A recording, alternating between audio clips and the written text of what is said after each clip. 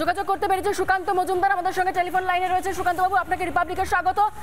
বাংলা তার মানে মুক্তাঞ্চল, মানে বিহারে খুন করে তার পাশাপাশি চলে আসবে এখানে নিউ টাউনের মতন জায়গায় গা ঢাকা দিয়ে থাকা যায়, যে ঘটনা আমরা দেখাচ্ছি, আপনি যদি একটু প্রতিক্রিয়া দেন।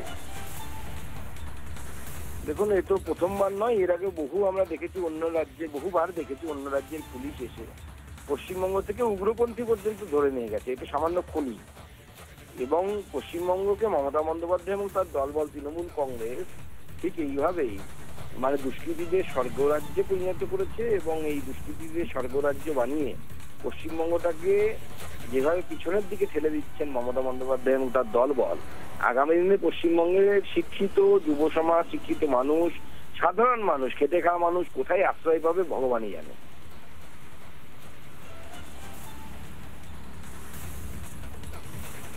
সুকান্ত বাবু, আমি শুভ্রাংশু বলছি। কয়েকদিন আগে মমতা বন্দ্যোপাধ্যায় এখানে গরিবদের জন্য বড় আবাসনের কথা বললো, বড় আবাসন করবে গরিবদের জন্য। কিন্তু আমি যখন সকালে দেখতে পাচ্ছি পুলিশ দৌড়াচ্ছে বন্দুক হাতে, দুষ্কৃতী থাকছে, দুষ্কৃতী সুখবৃষ্টি আবাসনে বসে থাকছে। কাদের জন্য আবাসন? মানুষ তো সকালবেলা হাঁটতে পারবে না। দুর্বৃত্তরা বিহারে, পাটনায় কোথায় কোথায় দুষ্কৃতী কর্ম করবে, যেখানে থাকবে সে নাকি?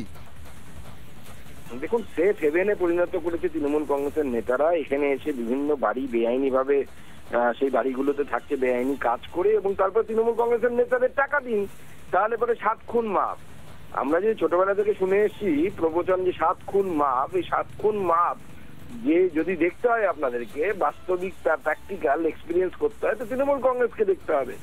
আপনি দুষ্কৃতী হন, আপনি জঙ্গি হন, আপনি আত্মঘাতী জঙ্গি হন না কেন, আপনি তৃণমূল নেতাদেরকে টাকা দিন, নিউ টাউনে কেন যে কোনো জায়গায় বহাল তবিয়তে আপনি থাকতে পারবেন। তৃণমূল কংগ্রেসের নেতাদের এই নেক্সাস এখানে তারা তৈরি করে রেখেছে, কারণ এই নিউ টাউনের বহু বাড়িকে ব্যবহার করে বিভিন্ন রকম দুষ্কৃতী কাজকর্ম চলে।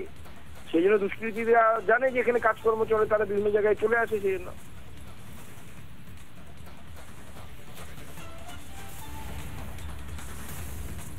না, যেটা হচ্ছে সকালবেলায় যেখানে মানুষ সকালবেলায় ঘুরতে বেরোয়, রাস্তায় হাঁটে, এ তো মানুষ তো ব্লাড প্রেশার কমাতে রাস্তায় হাঁটবে, কোলেস্ট্রল কমাতে রাস্তায় হাঁটবে, তো অন্য ব্লাড প্রেশার, অন্য কোলেস্ট্রল হয়ে যাচ্ছে রাজ্যে। মানুষ চরম বিপদের মধ্যে আছেন। মাননীয় মুখ্যমন্ত্রী ল অ্যান্ড অর্ডার যেটাকে বলে, যেটা মাননীয় মুখ্যমন্ত্রীর হাতে থাকার কথা, কিন্তু আমার মনে হচ্ছে মাননীয় মুখ্যমন্ত্রীর হাতে কিছু নেই।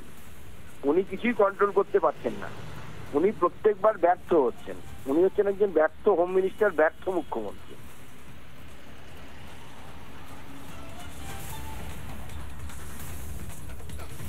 ধন্যবাদ সুকান্ত বাবু, ধন্যবাদ।